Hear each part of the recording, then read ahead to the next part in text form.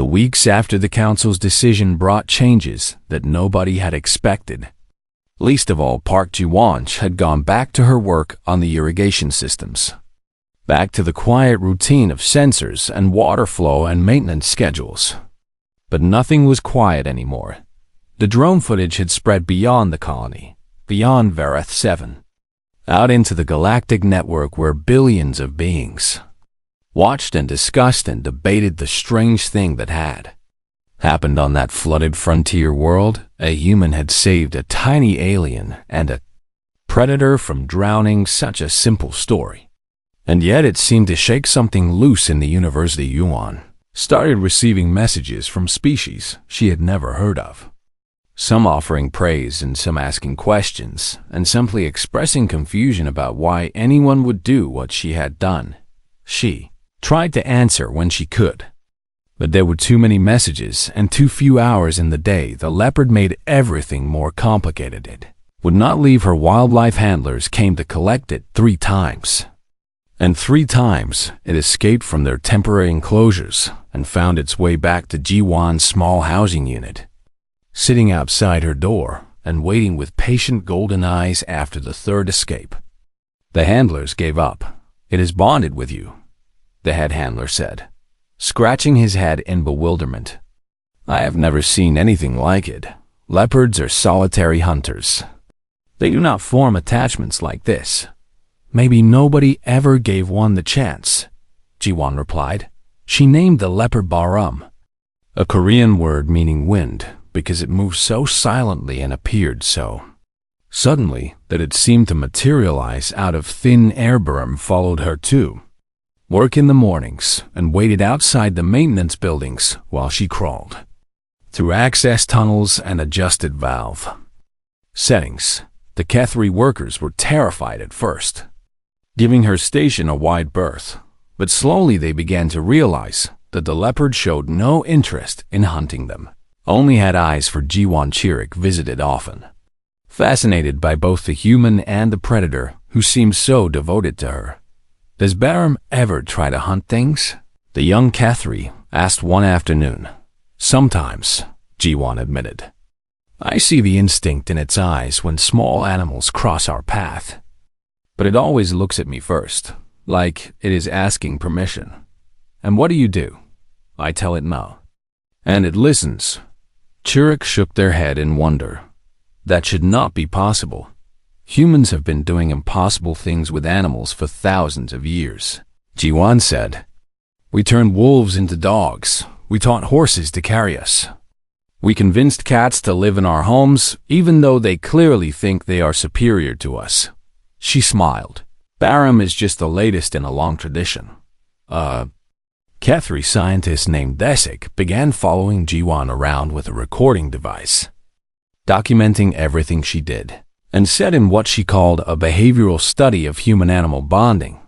At first, Ji-won found it annoying, but Desik's curiosity was genuine, and her questions were thoughtful. And eventually, the two of them developed something like friendship. "I have studied humans for 12 years," Desik told her one evening as they watched Barum stalk a butterfly through the colony gardens. "And I thought I understood your species. I thought you were simply adaptable opportunists who succeeded through stubbornness and aggression." "That is not entirely wrong," Ji-won said.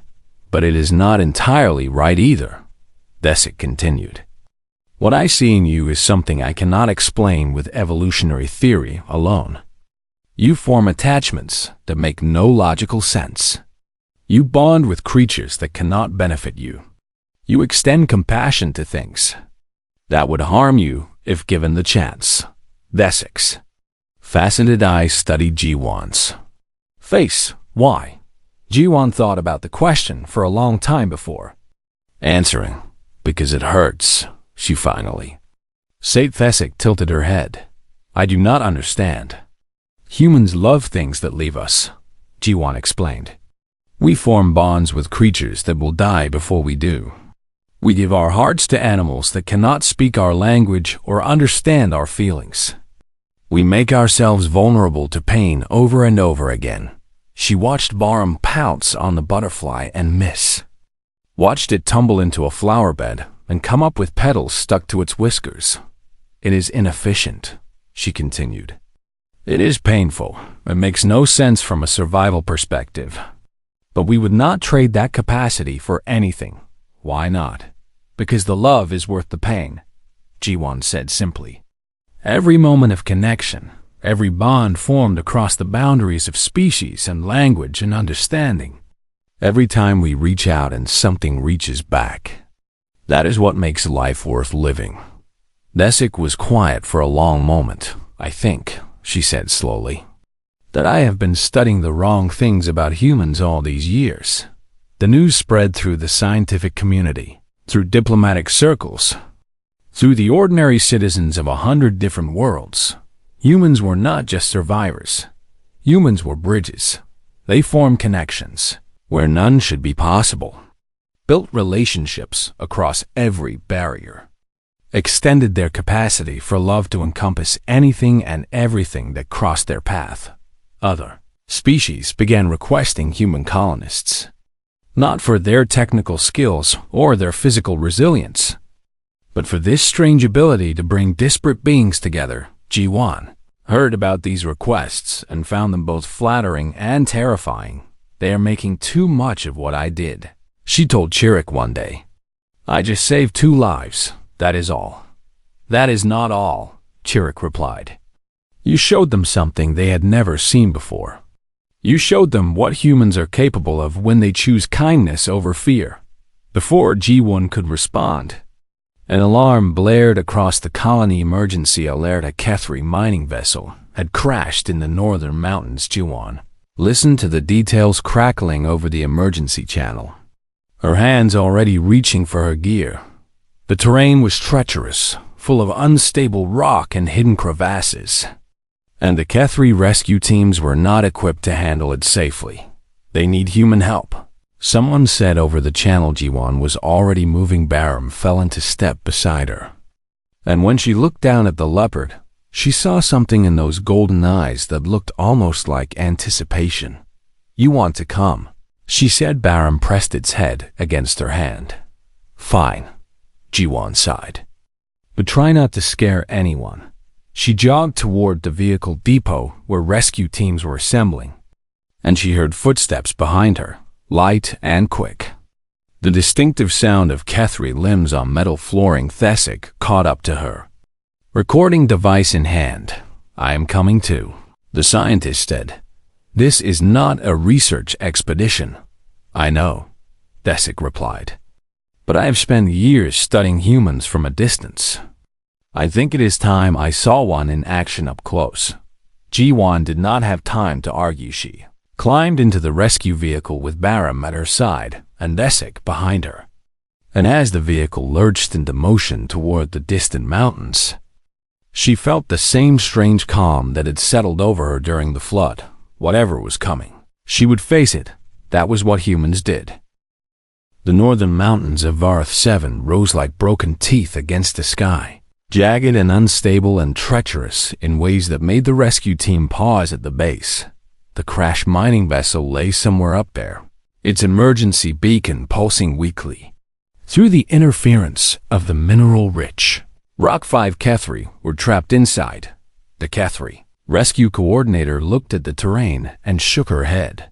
Our exoskeletons are too rigid for this kind of climbing, she said. The rocks shift with every step. Our limbs cannot adapt quickly enough to maintain balance.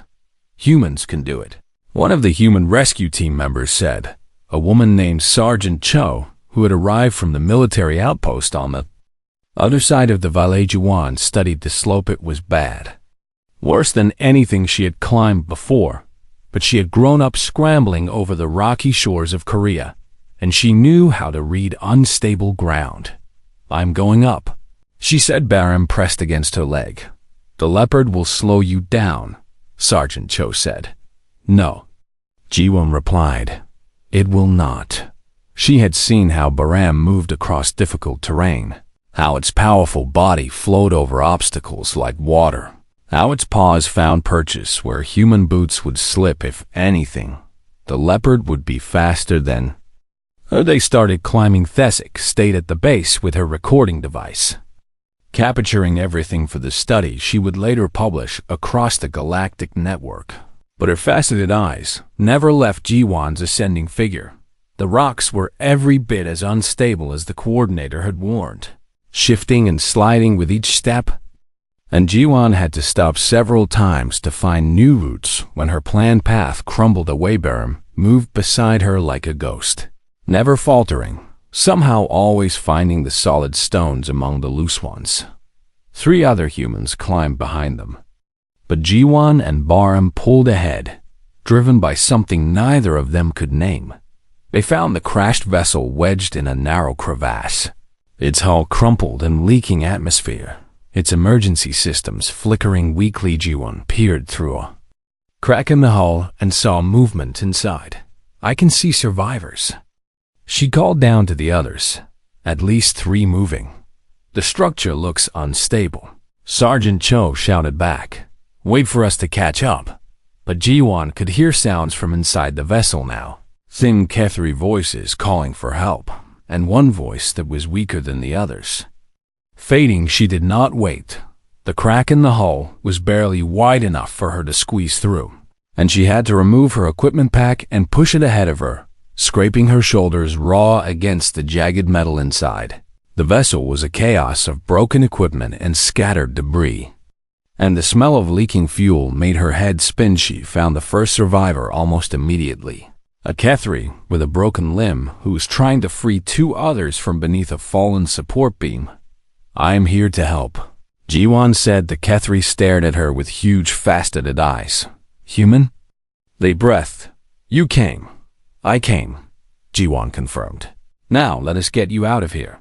She lifted the support beam with muscles that screamed in protest, and the 2 trapped Kethri scrambled free, clicking their thanks in their native language. "There are more," the first survivor said. 2 more in the rear compartment. "One of them is hurt badly." Jiwan pushed deeper into the vessel. The structure groaned around her, metal bending in ways that metal should not bend, and she knew she did not have much time. She found the 4th survivor trying to free the 5th, who was pinned beneath a collapsed bulkhead with their carapace cracked and leaking fluid. "I cannot move it," the 4th survivor said desperately. "It is too heavy. I've been trying for hours." "Go," Jiwan told them. "Get to the crack in the hull. The others are waiting outside." "But Varric—" "I will bring Varric," Jiwan promised. "Go now." The 4th survivor hesitated, then obeyed, and Jiwan turned to face the collapsed bulkhead. It was massive, far heavier than anything she could lift alone. But she had not come this far to fail. She braced her back against the wall and planted her feet and pushed with everything she had. The bulkhead shifted slightly, then settled back. Rick made a weak sound. "Leave me," the pinned Kethri whispered. "The structure will collapse soon. You will die if you stay." "I am not leaving you," Jiwan said. "You do not even know me." "I do not have to know you." She pushed again, and this time she felt something give. Felt the bulkhead lift just a few centimeters. Not enough to free Varric, but enough to give her hope. A sound came from behind her, and she turned to see Baram squeezing through the crack in the hull, its golden eyes finding her in the darkness. "How did you?" she started to ask, but the Leopard was already moving, positioning its powerful body beside hers, pressing its shoulder against the bulkhead. Together they pushed, human muscle and animal strength combined. And the bulkhead rose until there was just enough space for Varric to drag themselves free. The whole vessel shuddered. "Go!" Jiwan shouted. "Everyone out now." She grabbed Varric with one arm and ran, Baram racing beside her, the structure screaming as it began its final collapse. They burst through the crack in the hull just as the vessel crumpled behind them, rolling and sliding down the rocky slope until they reached a stable ledge where the other survivors had gathered. Jiwan lay on her back, breathing hard, feeling Baram's warm weight pressed against her side and hearing the relieved clicking of Kethri voices all around her. Had done it, everyone was alive. The journey back down the mountain was slow and careful, and by the time they reached the base, A crowd had gathered that stretched back to the edge of the colony. Elder Vreth pushed through the crowd with Chirik at their side.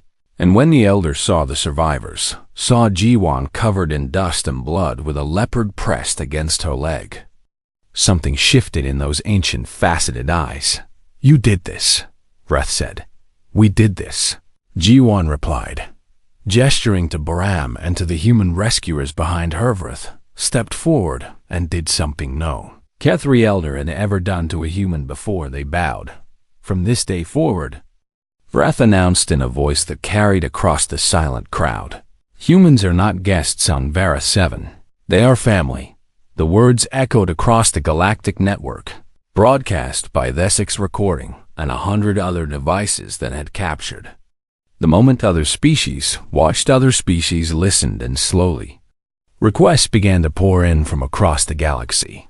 Not for human soldiers or human engineers or human scientists, but for human hearts, for that strange, irrational, beautiful capacity to care. Weeks later, Jiwan sat on a hill overlooking the rebuilt colony, watching the sunset paint the sky in shades of orange and pink, with Chirik on one side and Baram on the other. "Park Jiwan," Chirik said. "Can I ask you something? Always. Do humans ever get tired of saving things?" Jiwan thought about the question. Thought about all the creatures humans had pulled from the brink of extinction, all the bonds they had formed across impossible distances, all the lives they had touched and changed and saved. "No," she said softly. "That is the one thing we never get tired of." Baram rumbled contentedly and pressed closer. Chirik leaned against her arm and above them. The first stars of evening began to appear, scattered across the darkening sky like promises waiting to be kept. Somewhere out there, other species were looking up at those same stars and thinking about a human who had jumped into a flood to save. A tiny alien and a leopard somewhere out there. Everything was changing, and it had all started with one simple choice: to care. The flood waters had receded enough by morning to allow rescue vehicles to reach the outcrop, and Jiwan watched them approach with a mixture of relief and worry. She knew what was coming. A Kethri shuttle landed on a flat stretch of rock nearby, and several figures emerged, including Elder Vreth, whose faceted eyes immediately found their child still nestled against the human's chest. "Chirik," the elder called out. The young Kethri climbed down from Jiwan's lap and ran to their parent, and Vreth scooped up the child with trembling limbs, holding tight as if afraid to ever let go again. Jiwan stood slowly, her muscles stiff and sore from the cold night, and the leopard rose with her. It stood at her side like a shadow, watching the Kethri with calm golden eyes. Several of the rescue workers reached for weapons at their belts. "The predator must be contained," one of them said. "No," Jiwan replied. "It is dangerous. It saved my life last night by keeping me warm. Without it, I would have frozen to death. So no, you are not containing it." The rescue workers looked at each other uncertainly, and Jiwan took that moment of hesitation to start walking toward the shuttle. The leopard followed. Chirik watched from their parents' arms, and when Jiwan got close, the child reached out one thin limb and touched her hand. "Thank you," Chirik said. "Thank you for saving me." Jiwan smiled and squeezed the small limb gently. "Thank you for trusting me." The journey back to the colony's central hub took less than an hour, and during that time, Jiwan learned just how much damage the flood had caused. Dozens of structures destroyed, hundreds displaced, and miraculously only 3 deaths despite the scale of the disaster. The Kethri were efficient at evacuation when they had enough warning. Jiwan had not been given that warning. When they landed at the hub, a crowd had gathered, both humans and Kethri, mixed together in a way that would have been rare before the colony was established. Word had spread about what happened on that rocky outcrop day. Drone footage had been shared across the colony network, and everyone had seen the humans sleep peacefully beside a predator with a Kethri child in her arms. Some thought she was brave, some thought she was insane. Council thought she was dangerous. 3 days after the rescue, Ji-won was summoned to appear before the full Kethri Council, a gathering of the 12 elders who governed their people's interests on Vareth 7. She walked into the chamber with mud still on her boots and exhaustion still in her bones. And she faced those 12 sets of faceted eyes without flinching.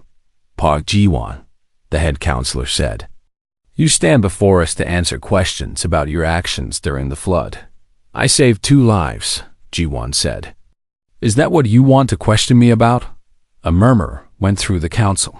"You saved a predator," another elder said. "A dangerous beast that our people have feared since it was brought to this world. You put the life of an animal equal to the life of a Kethri child."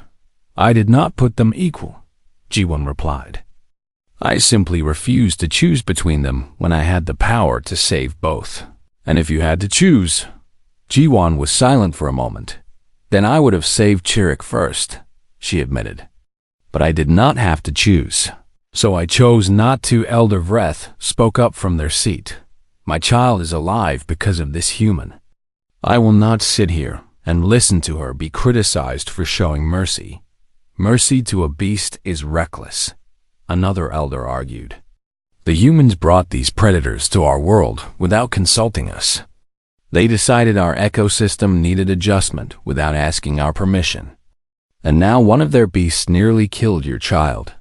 "The flood nearly killed my child," Vreth countered.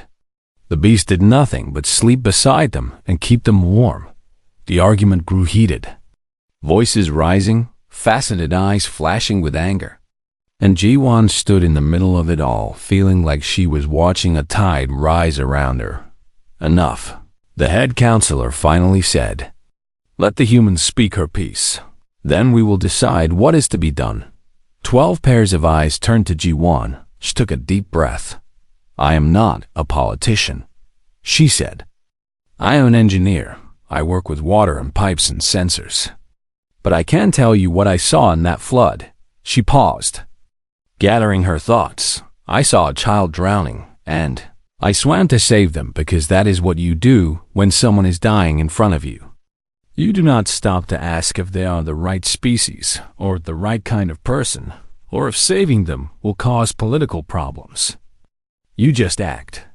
The council was silent, and then I saw a leopard drowning too, and I know you fear them. I know they are predators and your ancestors evolved to run from things like them.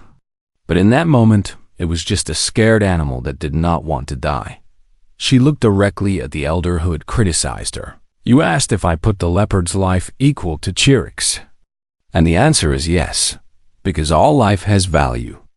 Every creature that breathes and thinks and feels deserves a chance to keep doing those things.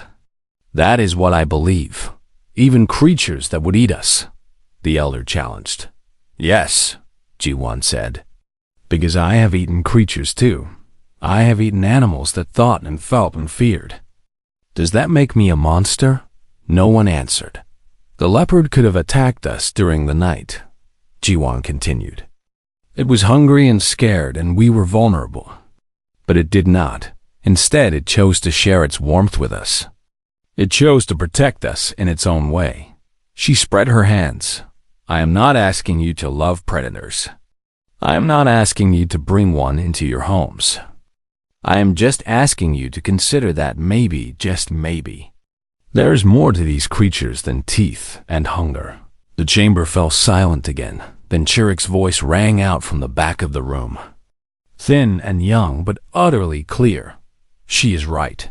Everyone turned to see the small Kethri standing in the doorway, having slipped away from their caretakers to witness this hearing. "Chirik," Elder Vreth said, "you should not be here." "I was there," Chirik replied, walking forward through the chamber. "I was on that rock with the human and the predator. I felt its body against mine. I heard its breathing. And it did not try to hurt me." The child reached. Ji-won sighed and looked up at her. "Park Ji-won told me that being dangerous does not mean being evil. That many things are dangerous, but we still find ways to live with them." "I think she's right about that too." Elder Vreth rose from their seat. "You would speak for the human." "I would speak for what I saw," Chirrut said. I saw kindness where I expected cruelty. I saw compassion where I expected violence. And I think maybe we have been wrong about some things. The head counselor studied the child for a long moment. You are young, they said. Too young, perhaps, to understand the full complexity of this situation. Maybe, Chirrut agreed. But I am old enough to know that Park Ji-won saved my life when she did not have to. And I am old enough to know that I would have died without her. The child turned to face the full council. Is that not enough? The silence that followed was heavy with thought. Elder Vreth broke it with a question directed at Ji-won. A question that would be quoted for years afterward. Do all humans think as you do? Ji-won considered her answer carefully. Not all, she said. But many of us try. The council deliberated for 3 more hours after Ji-won and Chirrut were dismissed. And when they finally emerged with their decision, the whole colony was waiting to hear it. The leopards would stay, and something new would begin. The rain had fallen for 3 days straight on Verith 7. But nobody expected the flood. Park Ji-won was working alone in the eastern irrigation sector when the first warning sirens screamed across the valley. And by then, it was already too late. She had been adjusting flow sensors near the river when the wall of brown water came roaring down from the mountains, carrying trees and rocks and debris in its terrible current. And she barely had time to grab the metal railing before the surge hit her legs and tried to drag her under. The colony had existed for only 2 years on this frontier world, a joint settlement where humans and the insectoid Kethri species shared resources and worked together to build something new. But now all that work was being swept away, and Moments Ji-won pulled herself onto higher ground, her muscles burning, her clothes soaked through with muddy water, and she watched the flood tear through the lower structures of the settlement.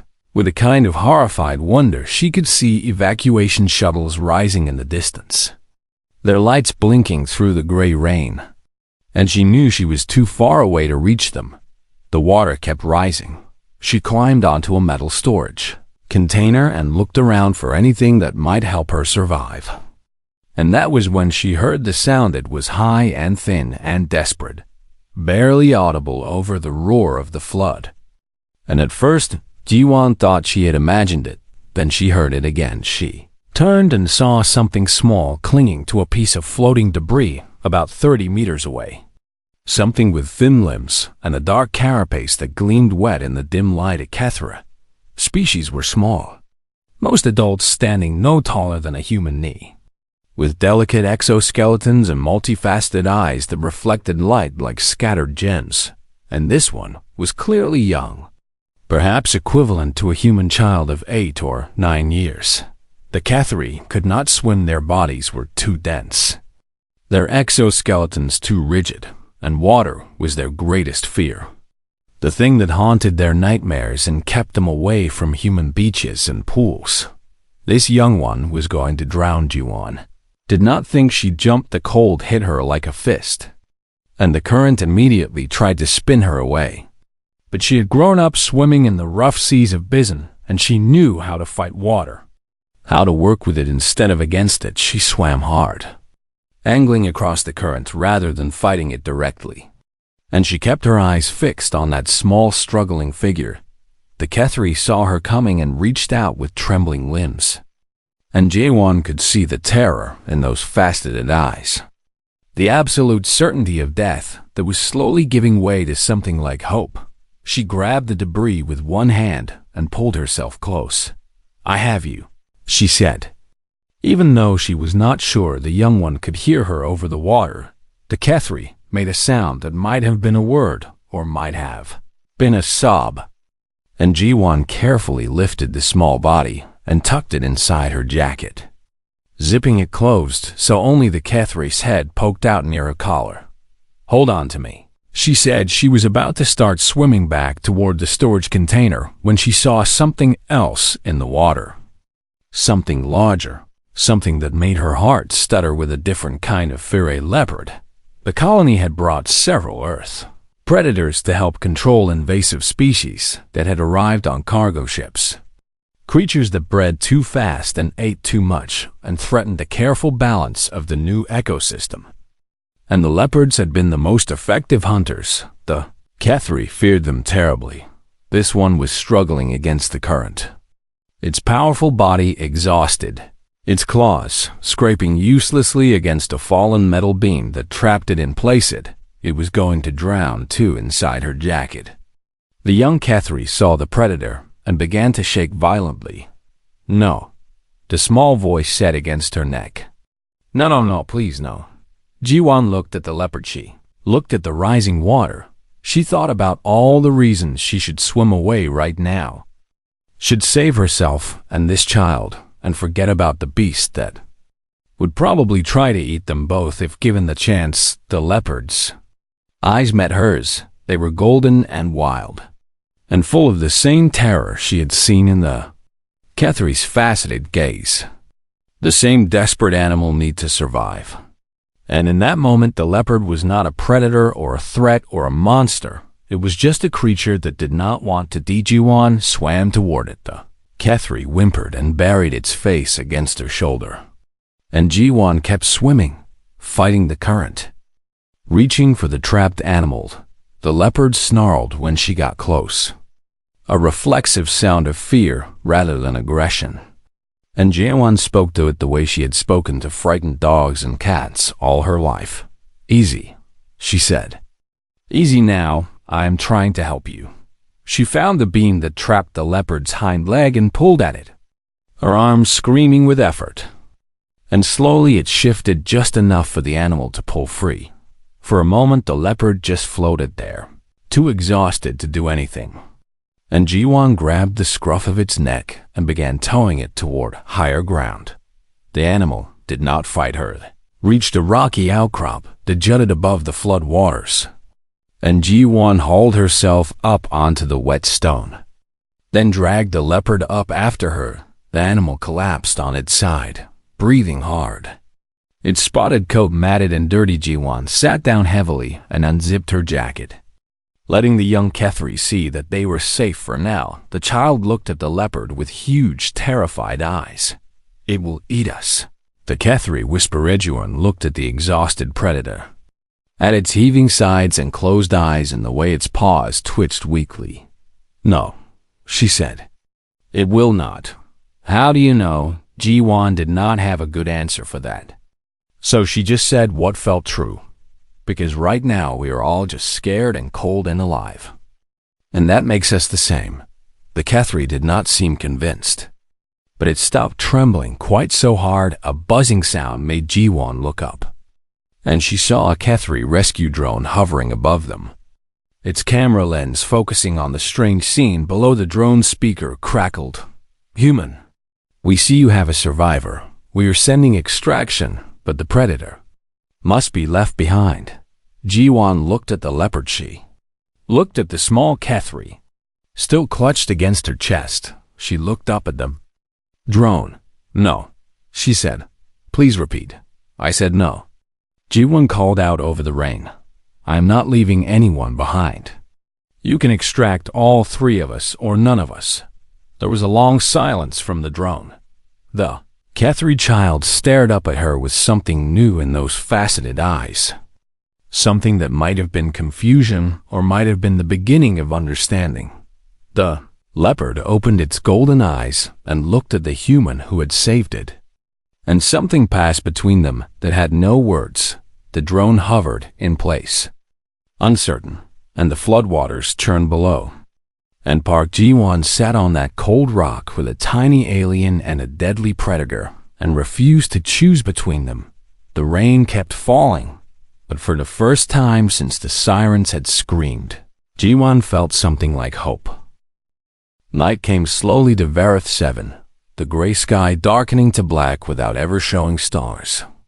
And the rain finally stopped falling, though the floodwaters remained high. Ji-won sat on the rocky outcrop with her back against a boulder, watching the leopard sleep a few meters away and feeling the small HFY shiver against her chest. The child had not left her jacket since the rescue. And Jiwon did not have the heart to make them move. The drone still hovered above them, its red light blinking steadily. And Jiwon knew that somewhere in the colony command center, the Kethri leaders were watching everything through its camera. Let them watch. She thought the leopard stirred and made a low sound in its throat. And Jiwon saw that it was bleeding from a gash on its hind leg, where the metal beam had trapped it. She needed to do something about that wound. I am going to move now, she said softly to the Kethri child. I need to help the leopard. The small body tensed against her. Please do not go near it. It is hurt, Jiwon said. And hurt animals can get infections that kill them. I cannot let that happen. But it is dangerous. Jiwon thought about that for a moment. Many things are dangerous, she said. Fire is dangerous, but we use it to stay warm. Water is dangerous, but we need it to live. Being dangerous does not mean being evil. She gently extracted the Kethri from her jacket and set the child on a dry patch of rock.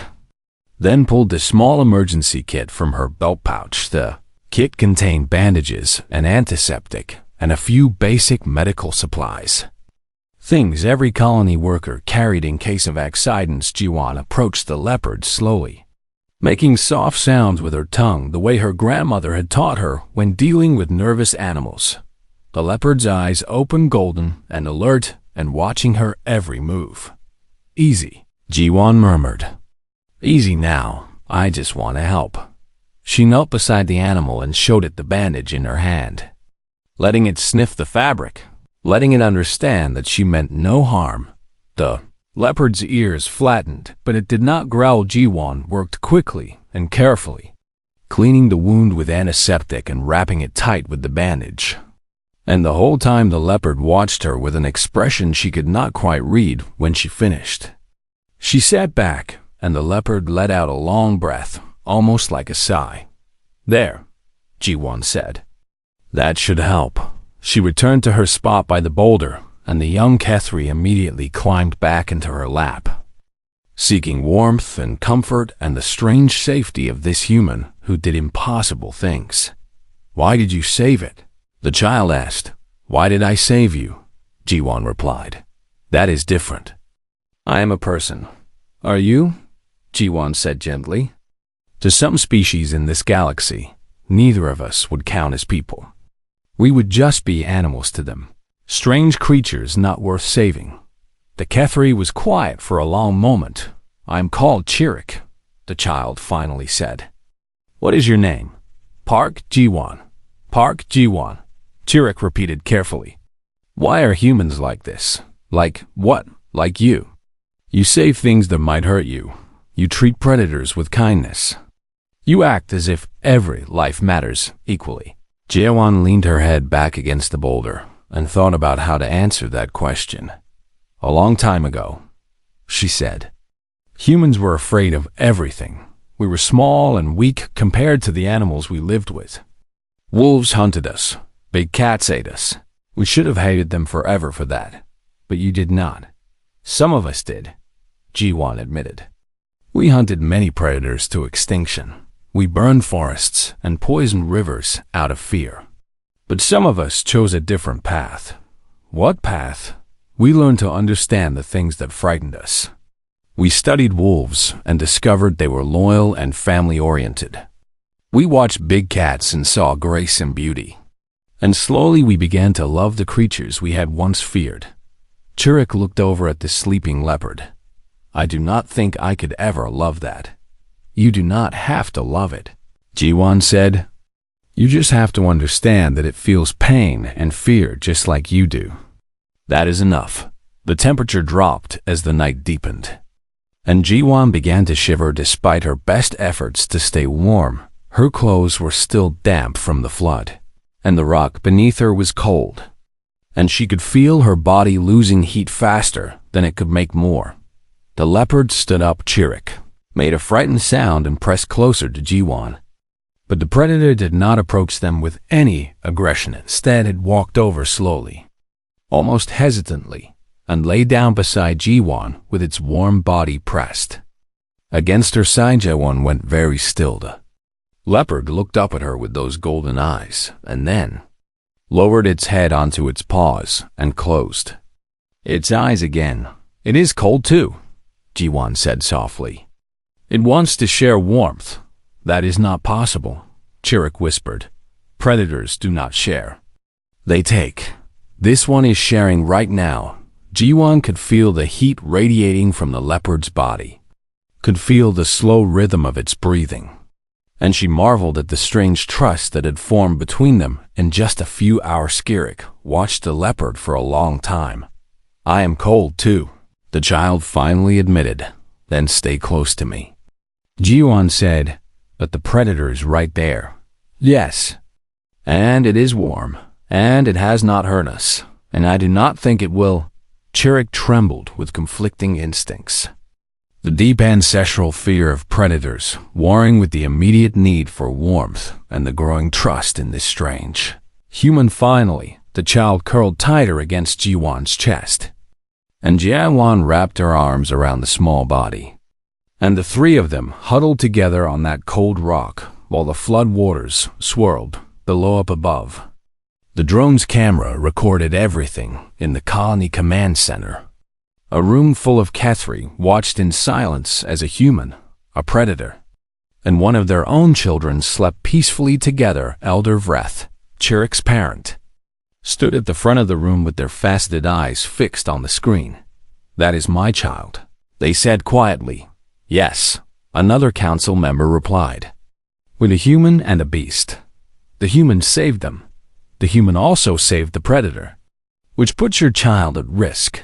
Eldervreth watched the screen for a long moment, watching the slow rise and fall of breathing bodies, watching the way the leopard's tail curled protectively around the group, watching the way the human's arms encircled both creatures without distinction.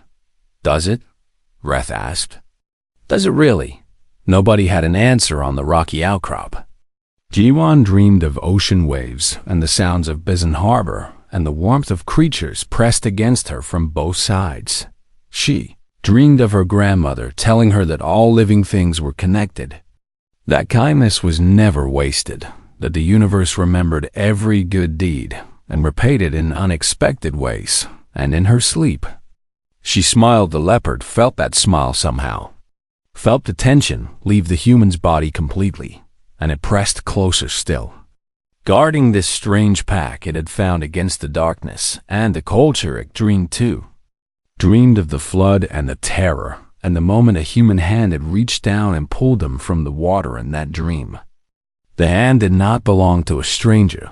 It belonged to family. And when morning finally came to Verth 7, pink and gold light breaking through the clouds for the first time in days, the three survivors woke to find themselves still tangled together, still alive, still breathing, and everything had changed.